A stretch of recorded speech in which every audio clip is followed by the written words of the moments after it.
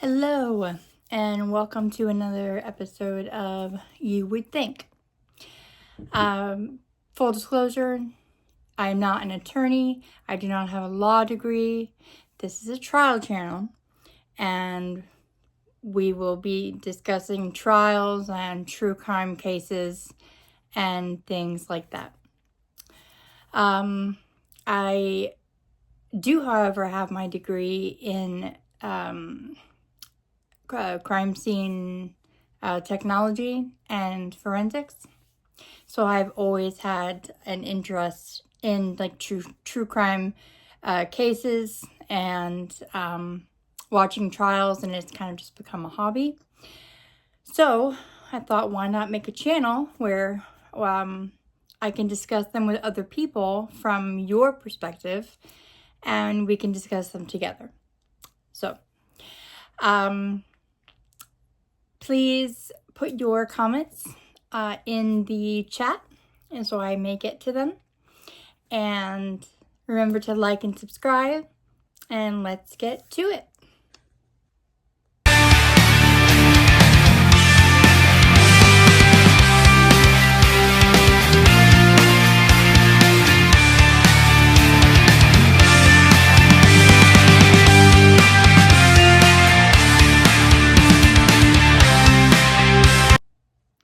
Okay, so we are on day 3 of Lindsay Clancy's trial.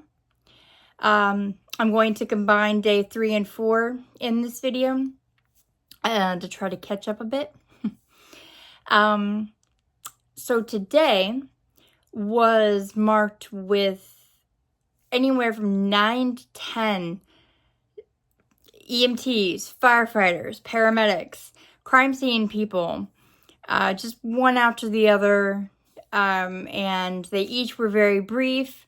They had a little bit of foundational information that they were able to offer, but ultimately they kind of said the exact same thing. It was very repetitive, and it is what it is, right? In my opinion, okay, the Commonwealth is making a mistake that I've seen before in other trials. For example, George Pino. He was the millionaire guy who had his daughter and a bunch of her friends on his boat, and they were all drinking, and he was driving the boat, and they crashed into a channel marker, and it ended up costing a young woman her life. And he was put on trial, I believe, for manslaughter. However, he reached a not guilty verdict. And I think a lot of that had to do with the prosecution. The prosecution in that case was putting on a bunch of evidence that was completely irrelevant and unnecessary. And I think that's what contributed to that, because they weren't focusing on what he was actually charged with. They were focusing on, well, yeah, you put yourself and these girls in a situation where something bad could have happened, and obviously in that case it did, but they weren't putting on evidence that proved he did something wrong, and that's why this happened. So that was, and then of course we all, like Casey Anthony, right? Casey Anthony, and that was a death penalty case. So you have to be even more careful and detail-oriented with what evidence you put on. Casey Anthony, it was like, they put on all this evidence, like when they were questioning about her being a pathological liar. Oh, okay, all right. She's a pathological liar. All right, fine. Does that prove that she murdered her daughter? No, it doesn't. And it's been more beneficial to, well, especially for that line of questioning. And that line of questioning would have been fantastic if Casey took the stand, because then the prosecution could use that to impeach her and poke holes in her credibility. But of course, we know that she didn't take the stand, and ultimately, that was also a not guilty. Prosecutors have this sometimes will get in this rabbit hole of evidence that is irrelevant and doesn't matter, and it's not going to the heart of the matter, right? It's not going to prove what you're actually charged with. So I think that that's happening a little bit in this case as well. Because especially today, the evidence that was put on, like I said, was just very repetitive, and it's coming dangerously close. Do you remember the week before the trial, where the defense had filed a motion to exclude this type of evidence? It's a 403 rule. The 403 is against accumulative evidence. But the judge said that he wasn't going to rule on it right then because he just doesn't know what all of those witnesses would have said. Well, now he knows, and I'm very surprised that he didn't take more control of his courtroom and put a stop to this parade of first responders, but he didn't. So basically, it's coming down to the defense has already stipulated that, yes, she committed the crime. She herself has admitted, yes, she committed the crime. But the question is, what state of mind was she in when she did it? So, one other thing that occurred was the prosecution was pushing hard on that her wounds were superficial. And almost every professional that took the stand was making that kind of comment about them being, superficial. But, so, then there was a paramedic who was called to the stand. And let me say this. This guy had a fantastic mustache. Just really, really super cool mustache this guy had. But he said that they actually provided Narcan to Lindsay because they weren't sure if maybe she'd taken something before she jumped. But he said that there was no reaction that a typical person who is overdosing on an opioid of any kind, she did not have that type of reaction. So they were able to rule that out fairly quickly. And I think that was an important piece of evidence. And the defense questioned him that when they questioned him, they were able to extract all of her injuries from him.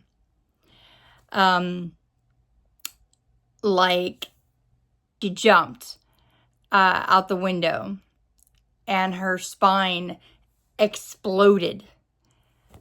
Her, T5, T6, T4, he just, and then he says, were you aware, sir, that, she had some internal hemorrhaging? She broke every single rib. And he said that no, he was not aware.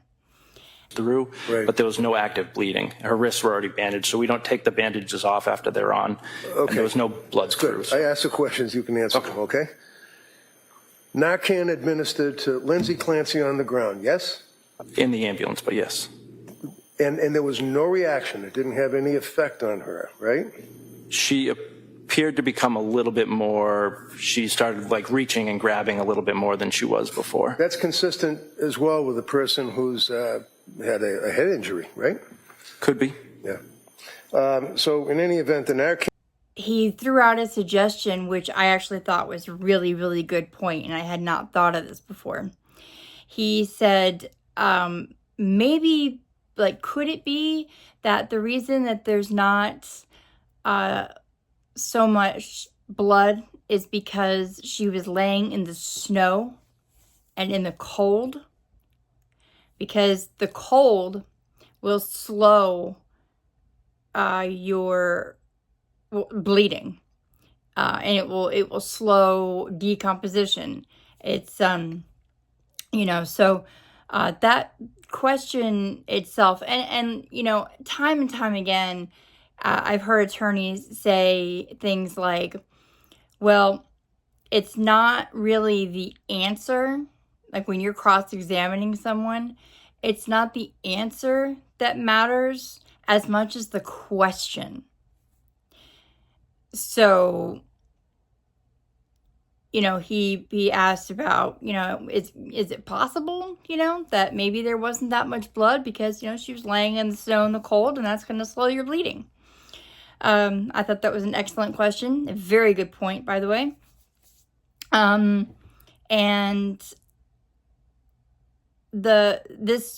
he also noted that when this specific paramedic was looking at her wounds, she was already bandaged up at that point. So you're telling me that you were able to say her wounds on her neck and her wrists looked superficial through the bandages? I just thought that that was a very good point as well. And he kept saying that the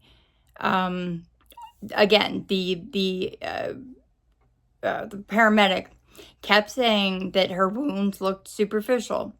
But again, how much could he really have seen if she was already bandaged up? You know. And did you notice anything about her wrists at that time? Yes, her wrists were bandaged previously, assuming of injury. There was no active bleeding or anything through the bandage. It was just, but her wrists were bandaged. Was it white bandaging? Yes. And so nothing was seeping through to your eye? Did you see anything on her neck area? She had some superficial lacerations that we could see around the collar, but we don't typically remove equipment after it's already been placed. So I didn't investigate any further than that. There was, even with the collar, there was nothing, no blood flowing out of the collar or pooling around her or anything like that? Correct. It was pretty dark out there, wasn't it? It was. Did you obviously administer aid to her, or did you also have like a flashlight on your head, or were you holding a flashlight, or what? She was already packaged. She was already on the longboard and everything, so we picked her up, put her on the stretcher, and moved out of the backyard into the ambulance. So how long did you handle, if you will, her while she was laying there? On scene, we were only on scene for, I think it was 7 minutes, I think, total on scene from the time that we... Chaotic? Yes. And it was dark in the backyard, right? Yes. There was no exterior lighting, nothing on the house that was lit up like spotlights or anything, right? That's correct. No flashlights, right? No. And you scrutinized a hole in the thing that goes around the neck when someone has a head injury, especially a cervical injury, thoracic injuries. You scrutinized a hole that noted that there was a superficial wound to her neck. That's all we could see through the side of the collar. Who's we? Me and my partner. Was your partner scrutinizing the hole as well? The hole, I don't... You said there's a hole in that, in the thing that goes around the neck. Yeah, there's holes in the collar that you can see through. Right, and you were scrutinizing. You were looking through it, right? Yeah. You told the jury you saw Yes. superficial cut of the neck, right? Yes. Did your partner look through the hole as well? And You've talked about your testimony with the district attorneys in the past, haven't you? Yes. One of the things that they asked you is whether or not it appeared as though the injuries to her neck or wrist were superficial. Isn't that right? Yes. And other than looking through the little hole in the thing around her neck in the dark, you didn't see her neck after that was removed, did you? No. That's all you have. Como, redirect. Sir, after the 7 minutes that you were in the dark backyard, you were then in an ambulance for 18 minutes with the patient, correct? That's correct. And there's lighting in the ambulance, correct? There is. And during those 18 minutes in the well-lit ambulance, did you ever see blood seeping through the bandages on her wrists? No. During those 18 minutes in the well-lit ambulance, did you ever see blood pooling around her neck or flowing from the neck? No. Thank you. All right. Anything further? So they admitted pictures of Lindsay's injuries into evidence again and displayed them, and also had some pictures of her clothing that were collected from the hospital. And we'll take a quick look at that. Okay. As far as the condition that the person in these photographs was in, do you recall this to be a fair and accurate representation of what she looked like? Yes. I would ask to move these as the next four All right. exhibits. Those may be admitted. If I could just draw your attention to the screen, the side view. I'm showing you now what's been marked as Exhibit 110, and who is the individual depicted in this photograph? Lindsay Clancy. And those are the injuries that you observed that day of her on her neck? Correct. And showing you on the screen what's been marked as Exhibit number 111. Again, is that Lindsay Clancy? Yes. And the injuries that you observed on January 24th on her neck? Correct. And 112, Exhibit 112, in the middle of this photograph with an arm extended, there are some cuts in a cut in the middle. Did you observe those on January 24th as well? I did. And finally, Exhibit 113, that would be the other arm. Did you observe those cuts to that arm? Yes.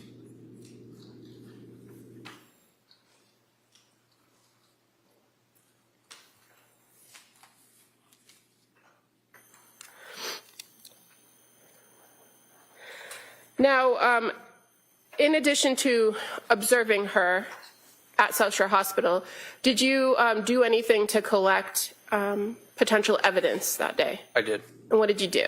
I gathered, I believe they were already had been removed from the hospital staff, clothing, pants, I believe it was a scarf, and wedding bands. Okay.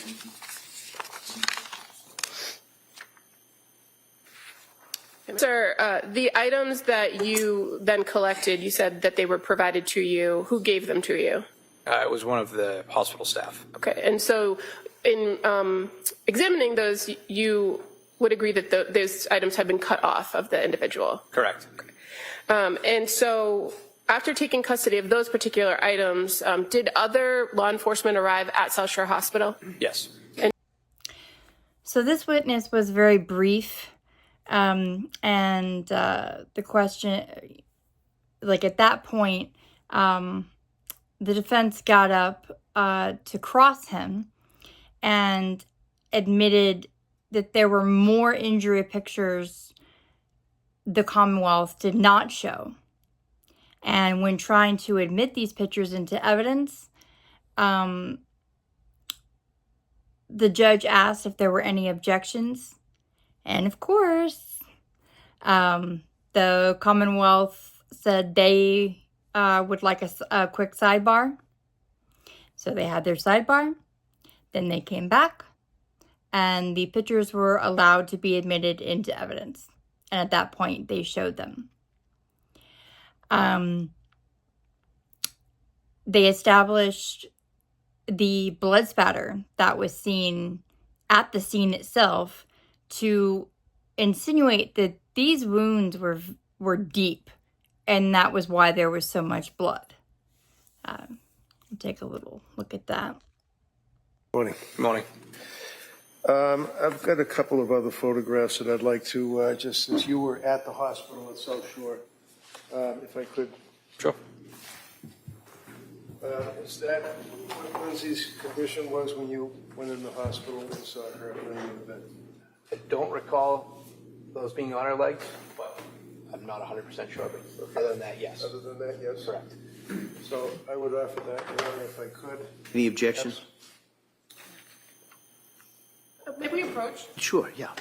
At some point, had a chance to take a look at her face, I imagine, sir. Correct. Is that a fair and accurate depiction? Yes, And she was unconscious at that point, was she not? that's correct. About this, Jim. All right, that may be admitted. And this, you said that there was some cuts on her wrist. Yes. That's a fair and accurate depiction. Correct. And cuts on the neck as well. Correct. And from the other side, from the front. Yes. Okay. Thank you, Judge. All right. All right, those photos may be admitted.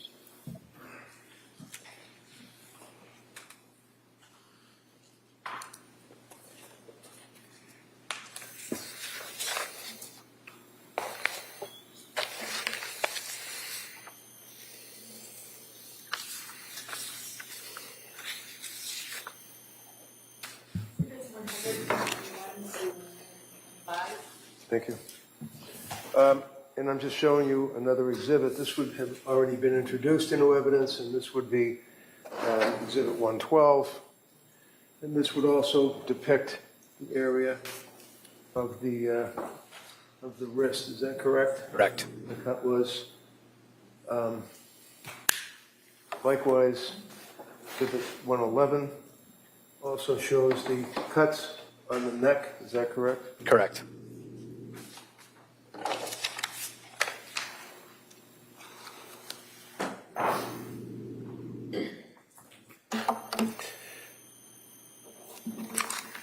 Now, when you went to the house, you were a detective at this point, correct? Correct. And obviously, you're working in tandem at this time with the state police. They were also investigating, right? Correct. But you were the detective for the town of Duxbury. One of them, yes. One of them, okay. And one of the things counsel had asked you about was the clothing that Lindsay was wearing, and it was cut off, right? Correct. So I'm just going to show you and ask if this appears to be a fair and accurate depiction, rendition of, for example, one of her items of clothing. Yes. Okay, well, I don't know that, so I'm just going to just make sure it's in, that's all. Does that show that there's blood on that item of clothing? Not that I see. Okay. Was there some type of residue of paint or something on the clothing, if you recall? I don't recall, no. No. Did you notice on the pants any blood on the jeans?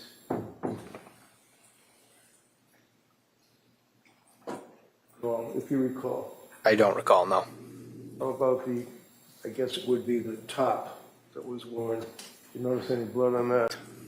And that would be obviously from outside the clothing and then into the bra that was being worn, right? Correct.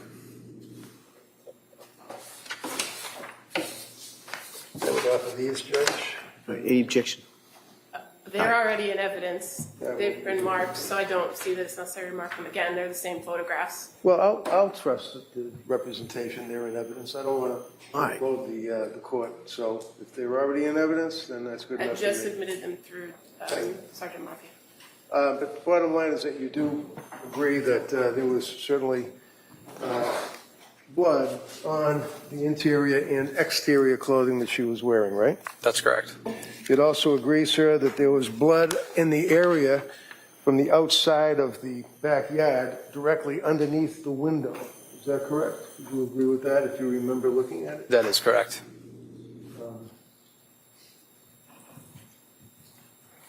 This way. The ground, the snow, and the leaves that were underneath, of course, there were a lot of people walking around, but you could see the blood Correct. directly underneath the window, right? The back window. You notice blood that was on the window sill itself on the second floor, one mark on that window ledge? Yes. You also noted blood that at some point had gone onto the two shingles that were in the area underneath that ledge, underneath that window, right? Correct. And off of the blood on the floor, on the ground with the EMT documents. No objection. All right, that may be admitted. Exhibit 126. Thank you.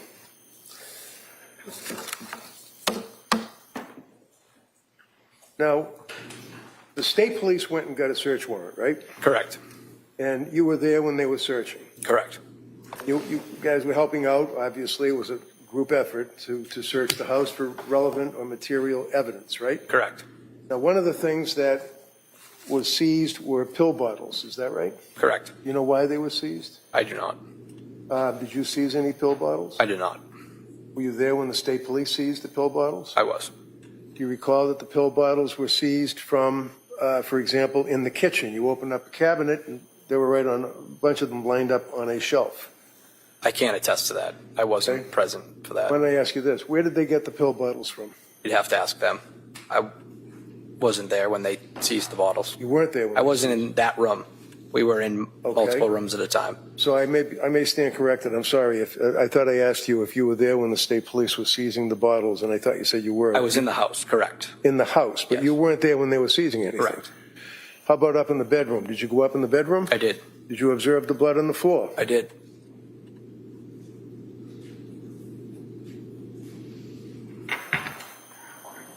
You observed when you went in the bedroom, it was very cold, right? Yes.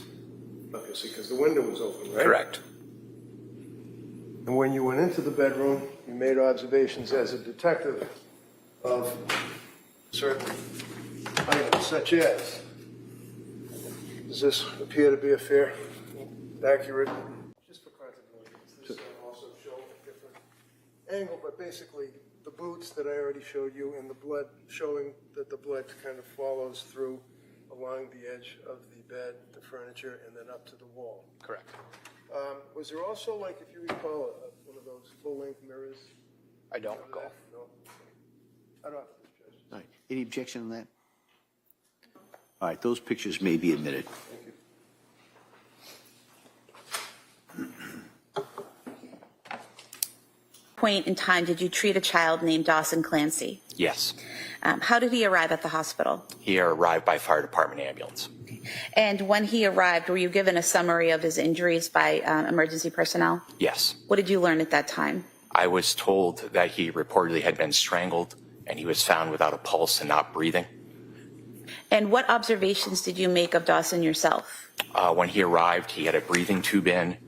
They had placed a device into the bone of his leg to give him intravenous fluids and medicines. CPR was in progress. He was not breathing on his own and he had no pulse and was not responding. And strike that. Did you observe any trauma to his body?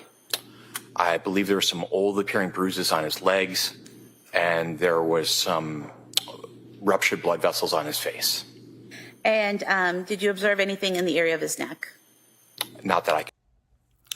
And then they showed a few additional crime scene photos, to show the blood spatter. And of course, the Commonwealth objected yet again. They had another sidebar. Then they came back from the sidebar. And the pictures were admitted.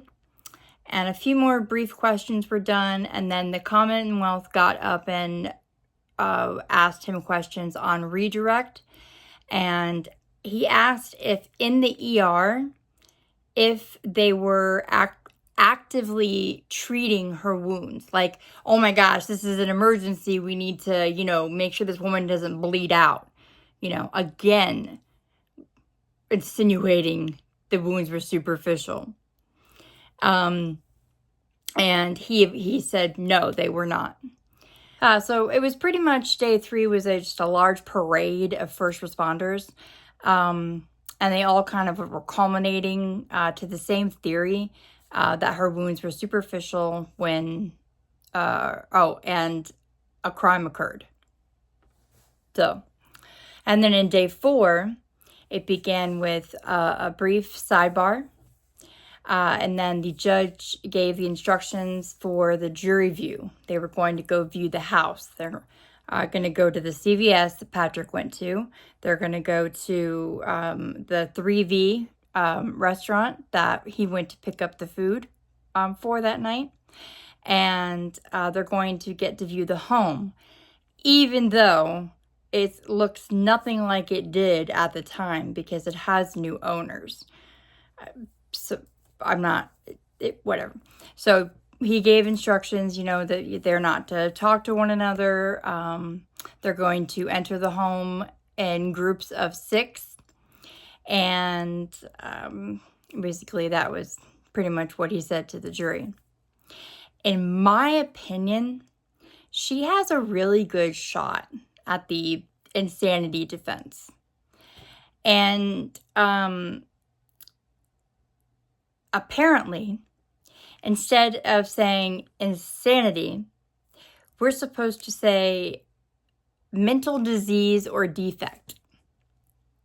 So in an effort to be politically correct, I think she has a good shot at showing she had mental disease or defect while she was committing the crime, due to her extensive medical history and the fact that it's documented.